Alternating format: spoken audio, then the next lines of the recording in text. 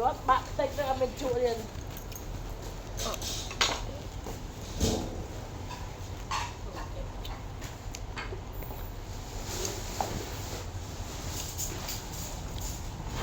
Chan trăng nhầm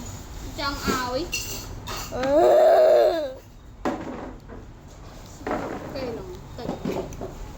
cái gì hai con liều bán để anh xa để chặt ra